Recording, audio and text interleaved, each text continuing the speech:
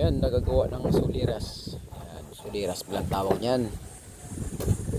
Para patungan niya ng ano, tabla para sa flooring. Ganda ng ano, taas, mahangin. Yung ating kapitbahay dyan, no? Barangay Hall ng Kalintaan. Yun.